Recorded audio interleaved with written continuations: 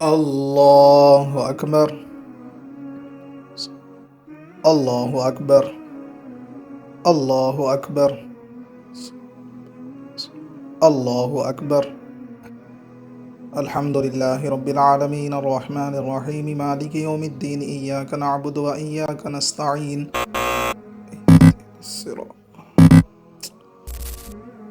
అతహియాతు లిల్లాహి వస్సలవాతు వత్తయ్యిబాతు అస్సలాము అలైక అయ్యుహన్ నబియ్యు వరహ్మతుల్లాహి వబరకాతుహు. ఈ యొక్క పరిస్థితిని మీరు కూడా చాలాసార్లు ఎదుర్కొనే ఉంటారు. ఒకవేళ మీకు గనక ఇలాంటి పరిస్థితి వస్తే 2 రకాతుల నమాజ్ గనక మీరు చదువుతూ ఉంటే అత్తహయ్యా చదవడానికి బదులు సూరే ఫాతిహా చదివితే నమాజ్ ఆఖరిలో సహూ సజ్దా చేసుకోవాలి. సహూ సజ్దా అంటే ఆ యొక్క విధానం కూడా ఇప్పుడు నేను మీకు తెలియజేస్తాను. ఈ విధంగా సహూ సజ్దా అనేది మీరు చేయాలి. అత్తహియా చదివిన తర్వాత ఒకసారి సలాం తిరగాలి, అస్సలాము అలైకుం వరహ్మతుల్లా.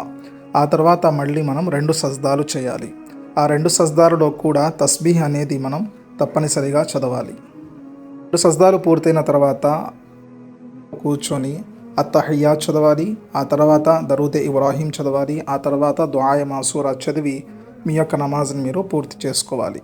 అత్తహియా చదివే ప్రదేశంలో సూరే ఫాతిహా చదవడం వలన నమాజ్లో వాజిబ్ అనేది వదలడం జరిగింది.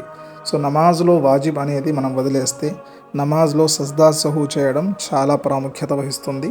అందువలన సజ్దా సహూ ఎలా చేయాలి, మన యొక్క నమాజ్ని ఎలా పూర్తి చేసుకోవాలి అనే విషయాన్ని ఈ యొక్క వీడియోలో క్లియర్గా తెలియజేశానని చెప్పి నేను అనుకుంటున్నాను.